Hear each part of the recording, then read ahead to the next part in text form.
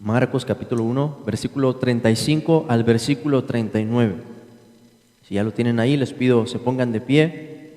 Marcos capítulo 1, versículo 35. Así dice la palabra de Dios. Levantándose muy de mañana, siendo aún muy oscuro, salió y se fue a un lugar desierto y allí oraba. Y le buscó Simón y los que con él estaban, y hallándole le dijeron: todos te buscan.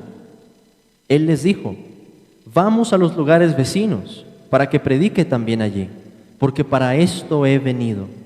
Y predicaba en las sinagogas de ellos en toda Galilea, y echaba fuera los demonios. Amén. Pueden tomar asiento. Vamos a orar, hermanos. Señor, bendito Dios, te damos gracias por esta porción a la que nos permites llegar en el Evangelio. Te pedimos que nos des entendimiento, que abras nuestros ojos, que podamos ver la profundidad de estas palabras, lo que implican, que podamos aprender también del ejemplo de nuestro Salvador, en esa devoción y en ese trabajo. Ayúdanos, Señor, a vivir de una manera que sea agradable a ti, dando frutos por medio de nuestro Señor Jesucristo. Obra en esta mañana, por favor, Padre, danos de tu gracia y síguenos mostrando tu Evangelio. Lo pedimos en el nombre de Jesús. Amén. Hermanos, hace un momento estábamos cantando ese himno que dice: trabajar y orar en la viña del Señor. Y creo que esa frase bien entendida podría llegar a ser un resumen conciso, claro está, de lo que es la vida cristiana: trabajar y orar. Cuando se trata del reino de Dios, nuestro Señor nos enseñó a pedir de esta manera: que venga tu reino. Pero también nos enseñó a trabajar por Él, porque Jesús mismo dijo: buscad primeramente el reino de Dios y su justicia. Lo mismo que Cristo enseñó con sus palabras fue lo que Él demostró con su ejemplo. Se levantó temprano a orar y seguramente podemos pensar que entre sus peticiones estaría el Espíritu con el que nos enseña a orar de esa manera, pidiendo al Padre que su reino viniera en poder y gloria. Pero al mismo tiempo vemos que Jesús, después de que los discípulos lo encuentran, se levanta y les dice: vamos también a los lugares vecinos para que predique también allí, porque para esto he venido. Vemos la oración y vemos su trabajo.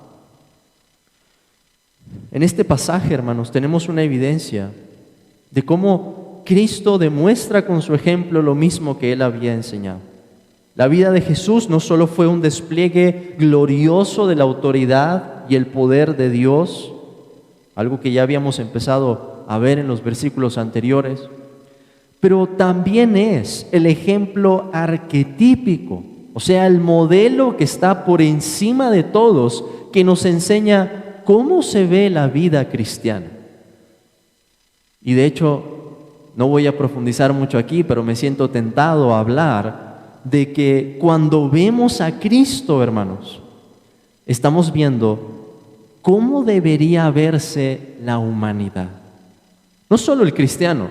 Cuando hablamos de Jesús, tenemos que pensar también: así debe de verse la humanidad, en esa perfección, en esa devoción, en ese trabajo, en ese vivir de una manera completamente rendida a Dios. Lo que vamos a encontrar en esta porción entonces son las prioridades del corazón de Cristo y cuál es el orden correcto en esas prioridades. Esa descripción entonces debería ser motivo al menos de dos cosas. Y esto es lo que pretendo, hermanos, que podamos lograr al final de esta porción. En primer lugar, que tengamos una adoración y gratitud crecientes al ver cómo el corazón de Cristo se entrega por completo a la obra que el Padre le había dado. Y en segundo lugar, y esta va a ser una parte muy práctica, un aprendizaje fiel de nosotros que somos sus discípulos, que queremos seguir las pisadas de Cristo. Y al ver esas prioridades en el corazón de Cristo, al ver la devoción de nuestro Salvador, al ver sus labores, que nosotros también podamos entender cuáles deberían ser las prioridades en nuestro corazón y cuál debería ser el orden correcto de ellas.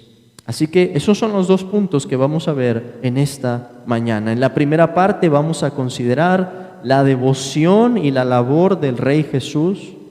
Y en segundo lugar, vamos a considerar cuál es la lección para sus discípulos. No solamente para Simón y los que con él estaban en ese momento, sino también para nosotros. Veamos entonces en primer lugar la devoción y la labor del Rey Jesús. Y a diferencia de otras predicaciones, hermanos, en las que me suelo detener en algunos versículos o el orden está conforme a los versículos, esto va a ser un poco diferente. Creo que lo pudieron notar, estamos leyendo una porción más breve, pero voy a tratar de explicar por medio de algunas proposiciones qué es lo que estamos viendo en esta escena y después tratar de aplicarlo a nuestras vidas. El texto comienza diciéndonos: levantándose muy de mañana, siendo aún muy oscuro, salió y se fue a un lugar desierto y allí oraba. Lo primero que vamos a ver entonces en esta parte es cómo Jesús, aunque rey, dependía como siervo de la comunión con el Padre. Hemos visto ya el despliegue de su poder. Hemos escuchado ya cómo Él estaba predicando del Evangelio del reino de Dios. Lo vimos llamar a sus discípulos con autoridad, lo vimos expulsar a un demonio con el poder de su palabra, lo vimos sanando a la suegra de Pedro. Pero ahora lo vemos orando, dependiendo del Padre, acercándose a Él desde que era muy temprano, en la mañana. Jesús, como el Hijo amado, en quien el Padre se complacía, buscaba de continuo la comunión en oración. Esto se puede confirmar con otros pasajes del Nuevo Testamento. Vean por favor, hermanos, Marcos 6:46. Marcos 6:46. Nos dice: y después que los hubo despedido, se fue al monte a orar. Marcos 14:35. Yéndose un poco adelante, se postró en tierra, lloró que si fuese posible, pasase de él aquella hora. Hablando del Getsemaní. Pero veamos aún más, Lucas capítulo 5, versículo 16. Lucas 5, 16. Mas él se apartaba a lugares desiertos y oraba. Lucas 6, 12. En aquellos días él fue al monte a orar y pasó la noche orando a Dios. Hay ejemplos no solo muy temprano en la mañana, sino que también vemos al Señor velando toda una noche en oración. Lucas capítulo 9, versículo 18.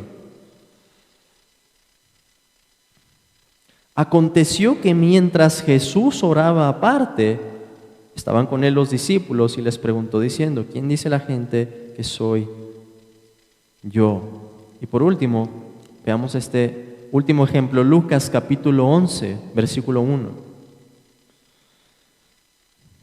Aconteció que estaba Jesús orando en un lugar y cuando terminó, uno de sus discípulos le dijo: Señor, enséñanos a orar, como también Juan enseñó a sus discípulos. Algo vieron los discípulos en la oración de Cristo que se animaron a decirle: Señor, tú eres nuestro maestro, somos los discípulos. ¿Por qué no nos enseñas a orar? Como también lo hizo Juan con los suyos. Pero lo que quería que vieran con estos pasajes, hermanos, es que este era un hábito constante, no es una ocasión aislada. Y yo creo que Marcos espera que nosotros pensemos de esta escena de la misma forma. que no era un evento aislado, era su costumbre, era la manera en que solía orar, y no una excepción. De hecho, Jesús dijo al Padre en Juan 11:42, yo sabía que siempre me oyes.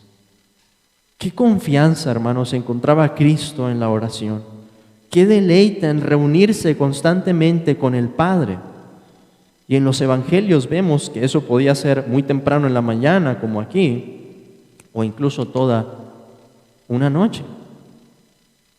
Y de hecho, coincide que algunas de esas ocasiones en que vemos a Cristo orando es justo antes de un evento muy importante. Antes de escoger a los 12 apóstoles, lo vemos orando en el Getsemaní, también de una manera más intensa.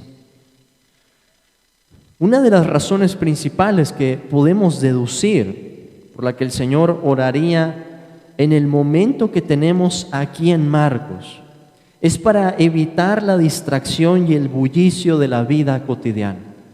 Y sabemos por la palabra que se utiliza, levantándose muy de mañana, que se trataba de la última hora de la vigilia, entre las 3 y las 6 de la mañana. Sabemos que Jesús se había quedado con los discípulos, probablemente habían dormido en la casa de Simón, donde el Señor había sanado a su suegra, y desde muy temprano en la mañana el Señor sale aparte, sale solo, probablemente sin decirle a nadie nada, y se aparta para orar, o lo que el Señor llama orar en secreto, como lo va a decir en Mateo capítulo 6, orar en lo privado. Vemos que Jesús consagraba momentos especiales que incluían el estar solo. Momentos para orar, momentos antes de seguir con su ministerio público. No se menciona aquí el contenido de su oración, aunque me gustaría sugerirles algo aquí para su meditación. Y esto es, hermanos, que los salmos nos dejan ver algo de cómo era la oración de Jesús. Si no en el contenido de sus palabras, sí en el espíritu de su oración. Y alguien puede decir, hermano, pero ¿cómo los salmos que fueron escritos variando, pero David, aproximadamente 1000 años antes de Cristo, nos dicen cuáles eran las oraciones de Jesús? Bueno, Jesús dijo que de él estaba escrito en la ley, en los profetas y en los salmos. Y vamos a ver, conforme avancemos en Marcos, que los salmos nos hablan de Cristo, nos hablan de sus sufrimientos. Bueno, hermanos, lo que estoy diciendo es que los salmos también nos hablan de la devoción de Cristo, del corazón que Cristo tenía para con el Padre. Déjenme explicarlo de la siguiente manera. El salmista David escribió de nuestro Señor y en muchos salmos también prefigura con su propia experiencia cuáles iban a ser los padecimientos del Mesías. Pero quizás si para algunos es difícil entender esto, piénsenlo de esta manera. ¿Quién tenía una comunión más cercana con el Padre? ¿David o Jesucristo? Jesucristo, por supuesto, la respuesta es evidente. Y por tanto, nuestra conclusión debe ser que la devoción de Jesucristo no podía ser menor que la devoción que encontramos en los salmos. De esta forma podríamos decir que el Espíritu de Cristo en la oración se vería reflejado, por dar algunos ejemplos, en el Salmo 42, como el siervo brama por las corrientes de las aguas, así clama por ti, oh Dios, el alma mía. Mi alma tiene sed de Dios, del Dios vivo. O piensen quizás, teniendo en cuenta la hora en la que el Señor se levanta, en el Salmo 63. Dios, Dios mío eres tú, de madrugada te buscaré. El Salmo 91 nos dice, diré yo a Jehová, esperanza mía y castillo mío, mi Dios, en quien confiaré. Baste lo que hemos visto, hermanos, para insistir en que Jesús, aunque rey, dependía como siervo de la comunión con el Padre, y de eso tenemos muchos ejemplos en los evangelios. Pero en segundo lugar, lo que aconteció en aquella mañana nos aclara que el poder y la autoridad del reino venían junto con la oración y no aparte de ella. Ya habíamos visto el despliegue de ese poder y ahora vemos cómo eso viene junto con la oración. El poder del reino no solo podía verse en los milagros que hizo Cristo, en otras palabras, el poder del reino también podía observarse en la oración.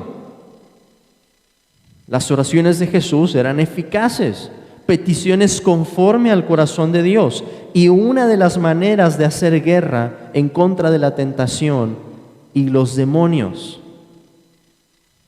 Y esto no lo estoy inventando, se puede ver también por medio de algunos pasajes.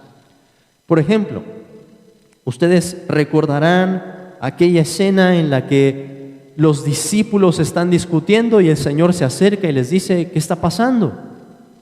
Y ellos le dicen: no pudimos expulsar a un demonio.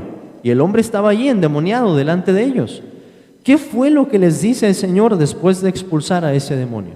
Él les enseña algo especial. Este género con nada puede salir, sino con oración y ayuno. Y el hecho de que Cristo lo pudiera sacar, ¿qué nos muestra? Que Cristo era un hombre ejemplar, o el ejemplo supremo en la oración y en el ayuno. Por otro lado, vemos que Jesús salió avante de la prueba en el Getsemaní, haciendo uso de la oración. Y después les enseña a sus discípulos: velad y orad para que no entréis en tentación. Lo que nos permite deducir que en ese momento Jesús estaba venciendo la tentación también por medio de la oración. De esto concluimos que la oración es una herramienta poderosa para avanzar el reino de Dios. Y es por eso, hermanos, se vuelve muy lógico. ¿Por qué nuestro Salvador nos enseña a orar diciendo: venga tu reino? Porque el poder y la autoridad del reino vienen junto con la oración y no aparte de ella.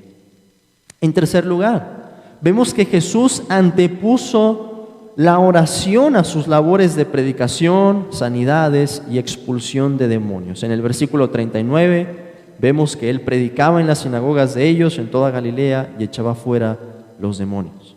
Pero antes de hacer eso, lo primero que hace, levantándose muy de mañana, siendo aún muy oscuro, es orar. Este acto nos ayuda a considerar el orden que había en la mente del Señor. ¿Es importante la predicación del Evangelio del Reino? ¿Es algo sumamente importante? Claro que sí. Y el pasaje también nos lo dice. Vamos a los lugares vecinos para que predique también allí. Pero en el orden de prioridades cotidianas, primero había que orar y buscar el rostro del Padre. Eso es lo que Jesús está demostrando. Ahora, piensen en esto. Jesús había estado trabajando mucho la noche anterior.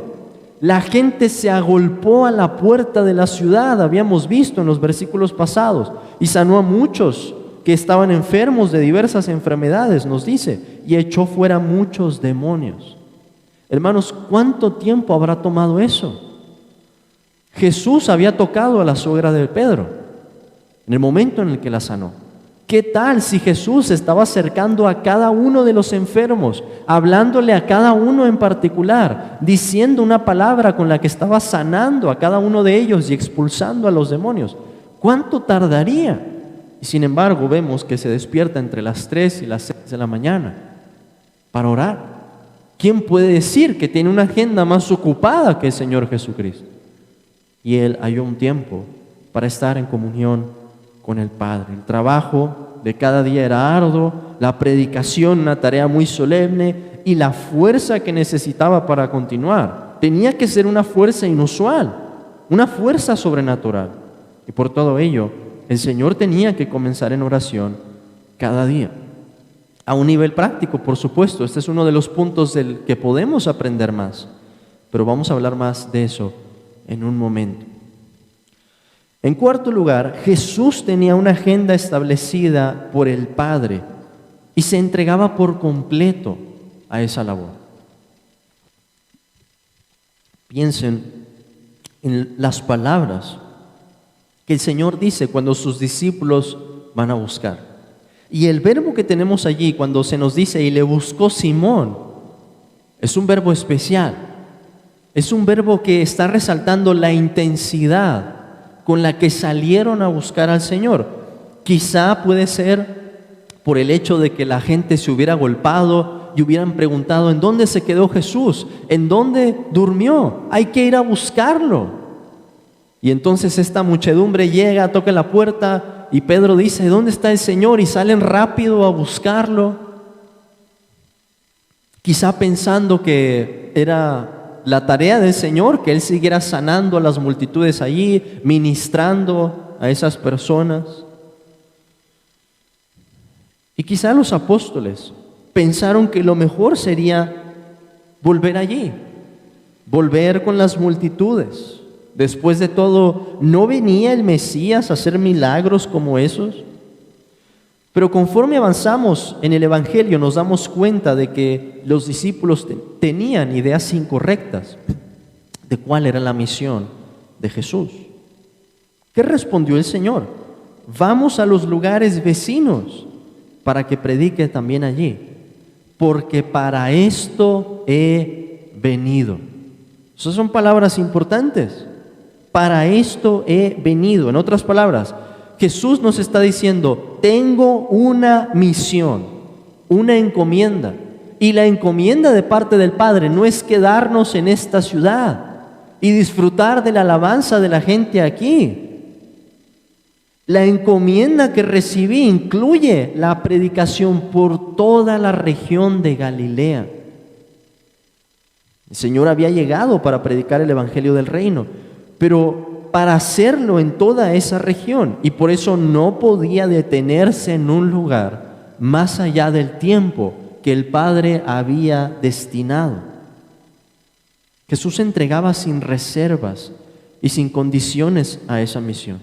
Quizá podemos pensar que después de toda la jornada y el trabajo de aquella noche, el Señor merecía despertarse más tarde, pero no es eso lo que hace. Su corazón estaba puesto en la misión que el Padre le había dado, y eso incluía que saliera por toda la región de Galilea a predicar. En quinto lugar, y muy relacionado con lo que acabo de decir, tanto en su oración como en su predicación, podemos observar más del amor que Él tenía por el Padre. Pero no solo eso, también del amor que Él tenía por las almas que había venido a salvar. ¿Cómo vemos eso? Hermanos, todo lo que el Señor Jesús hizo fue por amor al Padre y por amor a los perdidos. Todo lo que el Señor Jesús hizo resultó en favor de los redimidos.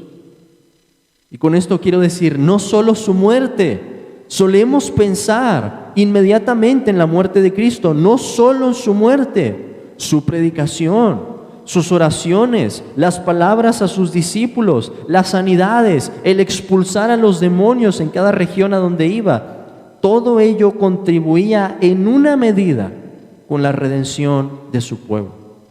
Y en esto hay consuelo para nosotros, porque es algo que nos ayuda a ver que Cristo no solo sufrió, murió y resucitó por nosotros. A eso hay que agregar que nuestro Señor Jesucristo vivió cada una de sus horas a nuestro favor. Pues cada parte de su ministerio en la tierra, por así decirlo, era un engrane que se iba moviendo en el plan de la redención, hasta desplegar en ese punto, en ese ápice, sobre el Gólgota, la mayor revelación de amor y misericordia para el hombre perdido. De esta manera, al leer que Él se fue a un lugar desierto y allí oraba, y que también dijo al respecto de la predicación: porque para esto he venido, vemos que el corazón de Cristo estaba determinado a amar al Padre con toda su alma, con todo lo que Él era, pero también a cumplir esa misión de llevar a muchos hijos a la gloria. Así que al ver esos eventos que podrían parecer aislados en la vida de nuestro Salvador, podemos decir esto también en un sentido: Señor, fue por mí, fue por ti, hermano, hermana. Pero en segundo lugar, y volviendo a los puntos principales que habíamos visto, hemos considerado la devoción que Cristo tenía, la forma en que ora al Padre, la forma en que busca la comunión con Él. Pero ¿qué podemos aprender nosotros? ¿O cuál es la lección para los discípulos de Cristo? ¿Qué podemos aplicar de esta sección de tal modo que aprendamos correctamente del ejemplo de nuestro Señor? Quiero ser cuidadoso en este punto, hermanos, y llamar su atención al hecho de que no hay ningún mandamiento en este pasaje. Y lo estoy haciendo consciente de eso. No hay ningún mandamiento y hay que ser cuidadosos de no agregar mandamientos en donde no hay mandamientos. Lo que tenemos es una descripción. Pero al pensar en esa descripción, me pregunto, ¿tendrían los discípulos algo que aprender de ver ese hábito de oración en la vida de Cristo? De alguna manera lo que vieron en aquella mañana cuando salen a buscarlo, y de una manera en la que seguramente les sorprendería a ellos, el Señor les dice, vamos a los otros lugares, no nos vamos a quedar en esta ciudad. Yo creo que sí. Y el arte es que nosotros podamos destilar de ese ejemplo para tomar una aplicación. Y creo, hermanos, que lo podemos hacer recordando las palabras del himno que cantábamos antes de la predicación. Trabajar y orar en la viña del Señor. Permítame tratar de extraer algunos principios, no son mandamientos, son principios de esta sección que resuenan con ese himno que cantábamos. En primer lugar, no debemos disminuir la importancia de estos dos aspectos. La devoción, lo que hagamos como una actividad en la que oramos, en la que buscamos el rostro del Padre, en la que buscamos la palabra de Dios, y el trabajo diario, el quehacer, la tarea que Dios nos ha dado, nuestra vocación en esta vida. Eso, hermanos, es parte del reino. Nuestro trabajo no es algo separado. El sentarte 8 horas en la oficina enfrente de un monitor y tener que tratar con gente y resolver problemas es parte del reino de Dios y no debemos disminuir de ese aspecto. Estos dos elementos son complementarios, no son contrarios ni dispensables. Debemos tener devoción y debemos trabajar. Si nuestra devoción fuera constante y fuerte, pero nuestro trabajo fuera muy escaso y desinteresado, podríamos decir que hay un mal entendimiento. O quizá, en el peor de los casos, que estaríamos hablando de una persona perezosa. Y la pereza es pecado. Y la pereza lleva a muchos otros pecados. Quizá podríamos hablar de falta de responsabilidad, un carácter débil, una persona que no ha entendido cuál es su responsabilidad en este mundo. Pero si nuestro trabajo, por otro lado, fuera muy intenso y constante, pero nuestra devoción no, diríamos que nuestra espiritualidad es deficiente y que esas palabras que el Señor le dijo a Marta son también para nosotros. Marta, Marta, afanada y turbada estás con muchas cosas. Solo una cosa era necesaria hacer. María ha escogido la buena parte y no le puede ser quitada. ¿Cuál era la buena parte? Sentarse a los pies del Salvador para escuchar su palabra. Por lo tanto, en el cristiano tiene que existir un equilibrio correcto. Eso es a lo que aspiramos. O quizás de una manera más precisa, un orden correcto en las prioridades. Sin disminuir por esto la importancia de un aspecto o el otro. Hermanos, se trata de algo en el corazón. Y por eso digo que al ver el ejemplo de Cristo y cuáles eran las prioridades en su corazón, podemos aprender de ello. Si nuestras prioridades no están en orden, si nuestro corazón no está en orden, ¿qué es lo que va a pasar? Vamos a trabajar mucho quizás, pero no vamos a lograr mucho. Vamos a ser como en el Salmo que se describe, que en vano va a velar entonces la guardia, en vano van a trabajar los que edifican, si no es el Señor el que bendice.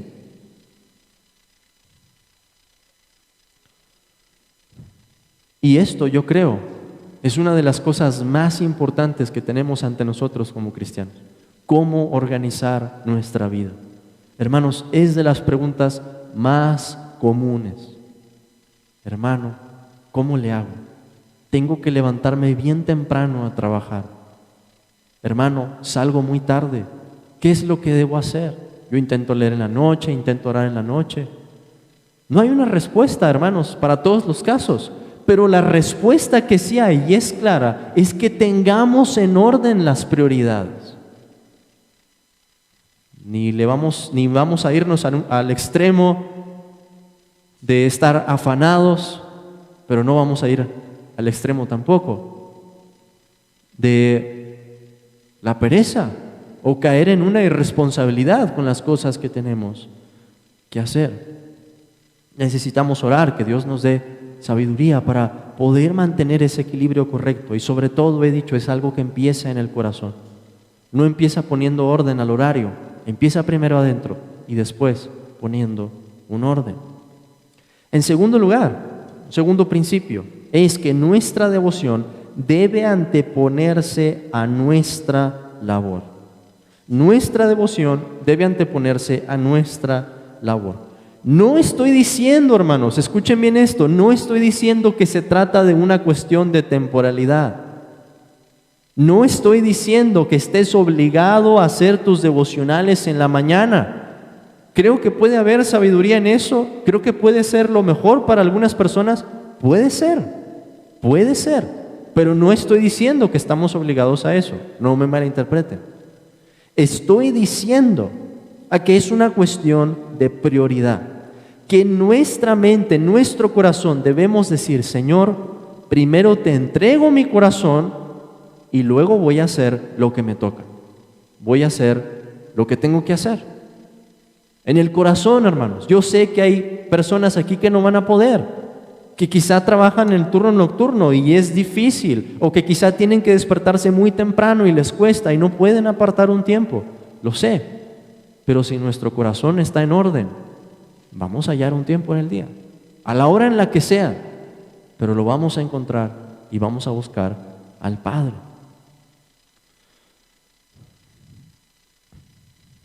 Cuando anteponemos la labor a la devoción, nos damos cuenta de que avanzamos poco, terminamos muy cansados y aumenta la lucha en nuestro corazón.